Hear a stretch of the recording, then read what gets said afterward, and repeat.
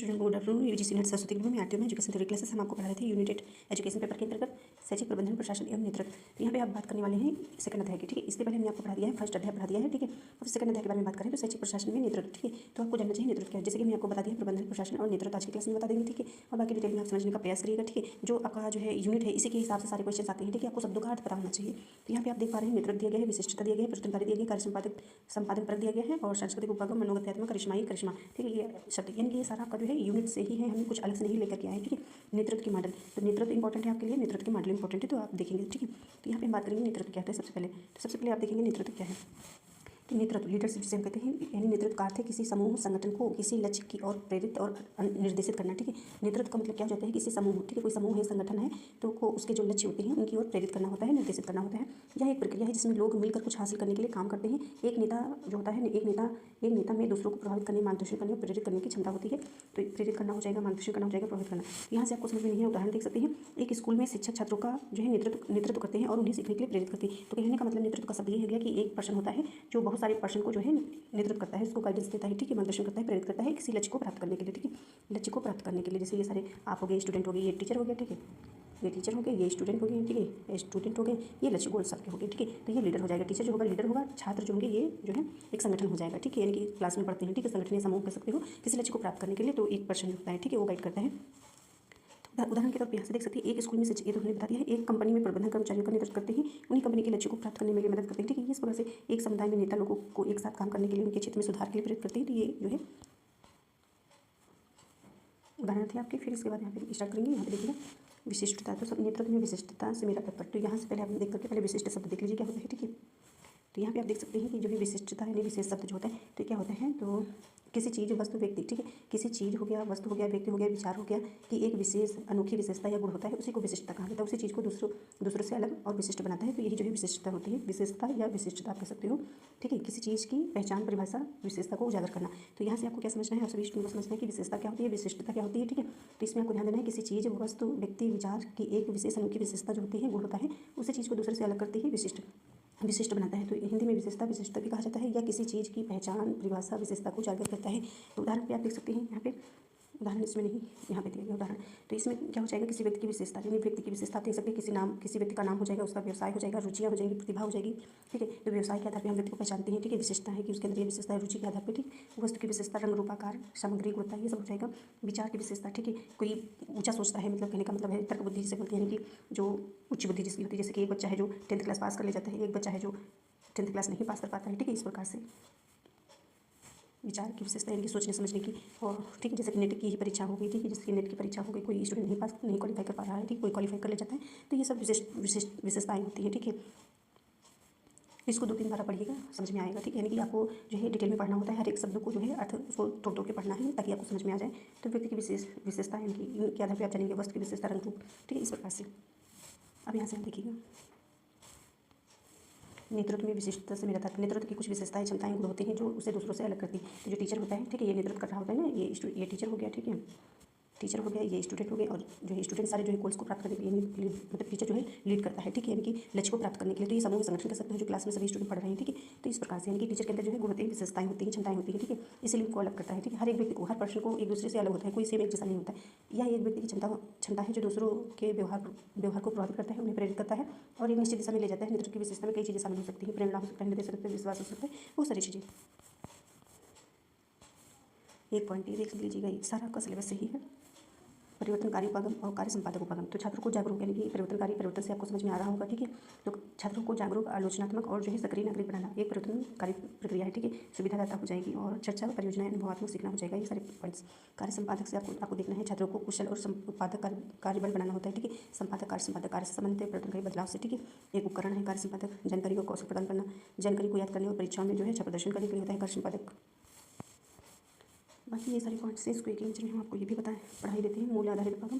तो मूल्य आधारित क्या होता है, तो मूल्य आधारित आप मूल्य से समझ रहे हैं, यह उपागम व्यक्ति के मूल्य और सिद्धांतों को महत्व देता है। तो ये जो है मूल्य को जो है महत्व देता है, ठीक है, मूल्य को। जैसे कि यहाँ से देख सकते हैं, मूल्य आधारित उपागम व्यक्ति के मूल्यों जैसे कि सत्य, ईमानदार, न्याय पर ध्यान केंद्रित करता है, ठीक है। तो इस प्रकार से समझना है। सांस्कृतिक उपागम क्या होता है, यह उपागम समाज की संस्कृति, रीति रिवाजों को महत्व देता है। तो ये मत सोचिएगा ये आपके टॉपिक में नहीं, टॉपिक में सारा है, पर आपके पेपर में पूछा क्या जाएगा, ये कोई किसी को नहीं पता होता है, ठीक है।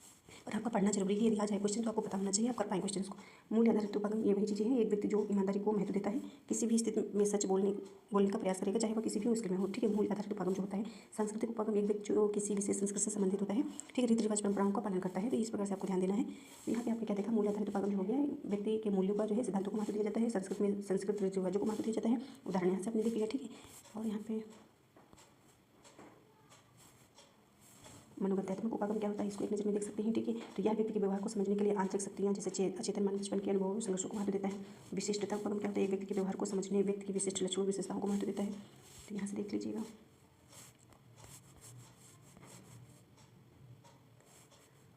एक पॉइंट आप ये देख लीजिए, करिश्मा उपागम ये क्या है, ठीक है। यहाँ से देखिए संक्षेप में, यहाँ से देखिए, मनोगत्यात्मक उपागम ये हमने आपको बता दिया है, व्यक्ति के आंतरिक मन और व्यक्तित्व को समझने के लिए है, जबकि करिश्मा उपागम नेतृत्व की शक्ति और प्रभाव को समझने के लिए होता है। नहीं देख लीजिए एक नज़र में बस, ये हमने पढ़ा दिया। यहाँ से करिश्मा वाला सब देखिए। करिश्मा का अर्थ क्या है, तो एक खास तरह का आकर्षक जादू क्षमता जो किसी व्यक्ति को दूसरों की तुलना में जो है अधिक आकर्षक, प्रभावशाली या विशेषता बनाता है, ठीक है, विशेष बनाता है। यह एक प्रकार का व्यक्तित्व गुण होता है। करिश्मा जो होता है एक प्रकार का व्यक्तित्व का गुण है, ठीक है, जो लोगों को उनकी ओर आकर्षित करता है, प्रेरित करता है, ठीक है। ध्यान दीजिएगा, इतना ही सब आपको पता होगा, आप कर ले जाएंगे, क्वेश्चन से पूछ लिया जाए तो।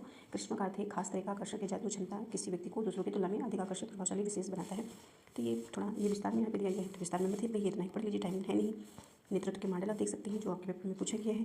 तो नेतृत्व के मॉडल देख सकते हैं कौन कौन से हैं, क्या है, कैसा है, ठीक है। तो यहाँ पे देखेंगे नेतृत्व मॉडल प्रबंधन में एक विशिष्ट शैली या तरीका है, ठीक है, जिसका उपयोग एक नेता अपनी टीम के सदस्यों को लक्ष्य की ओर ले जाने और प्रेरित करने, उनके विकास में मदद करने के लिए करता है। तो इसमें क्या है, यह प्रक्रिया है जो एक नेता के दृष्टिकोण को दर्शाती है, जैसे कि वह नेतृत्व करना चाहता है, दूसरों को प्रभावित करना चाहता है।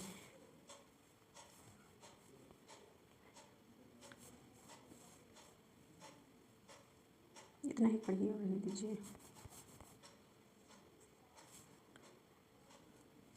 थोड़ा थोड़ा एक नज़र में देखते चलिए। ब्लैक और माउंटेन के प्रबंधकीय ग्रिड मॉडल, ठीक है, ये क्या हो गया, एक उपकरण है, यानी कि ये एक प्रकार का उपकरण है, ठीक है। ध्यान दीजिएगा, जो नेताओं और प्रबंधकों की प्रबंधन शैली को समझने में मदद करता है।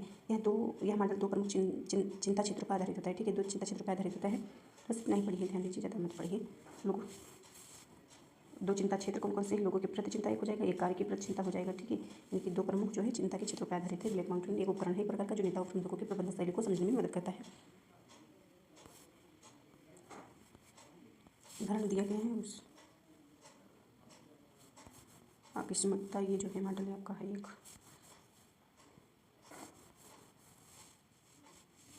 यहाँ पे देख सकते हैं फ्रेड फिडलर आकस्मिकता का मॉडल है, ठीक है। यह बताता है कि नेतृत्व की कोई एक सबसे अच्छी शैली नहीं है, बल्कि किसी भी स्थिति के लिए सबसे प्रभावी नेतृत्व शैली वह है जो मौजूदा स्थिति के साथ समेकित हो। तो इसमें बस आपको इतना याद कर लीजिएगा।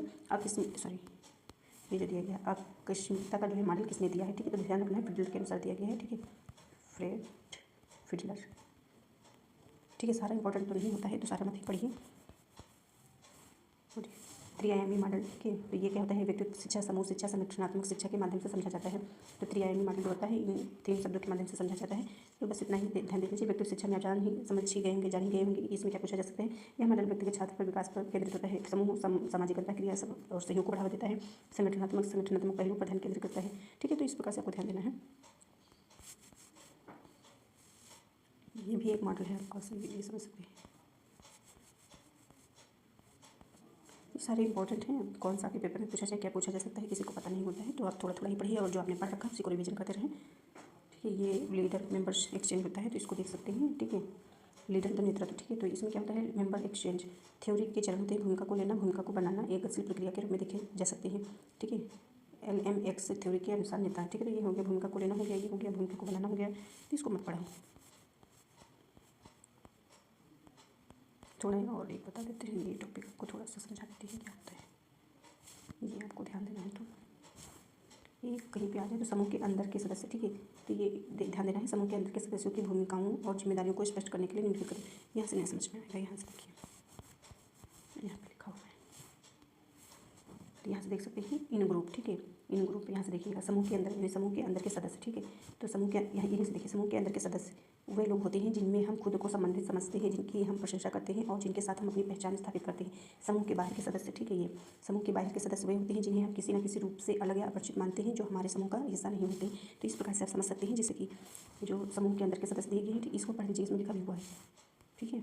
लैंग्वेज इसमें अच्छा सा लिखा हुआ है। तो इन ग्रुप में वे लोग शामिल होते हैं जिनसे हम भावनात्मक रूप से जुड़ते हैं, जैसे कि परिवार हो गया, दोस्त हो गया, ठीक है। तो ये हो जाएंगे आपके। इन ग्रुप में रहने वाले लोगों के प्रति हम सकारात्मक दृष्टिकोण जो है सहानुभूति रखते हैं।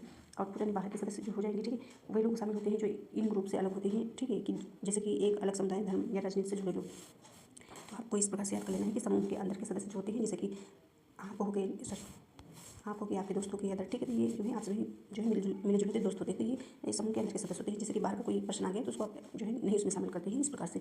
तो ये हो जाएगा, इतना याद रख लीजिएगा। और बाकी जो है आप सभी स्टूडेंट जो है अपना अच्छे से पढ़ाई करते रहें, मेहनत करते रहें और अपना अपना रिवीजन भी करते रहें। पेपर आपको 3 की डेट में है, 3 जनवरी, ठीक है, 3 जनवरी 2025 सॉरी 26 में है ये आपका पेपर है। और एडमिट कार्ड जो है आपका जो है 31 दिसंबर को आएगा, ठीक है। 31 दिसंबर को जो है एडमिट कार्ड आपका आ जाएगा, ठीक है।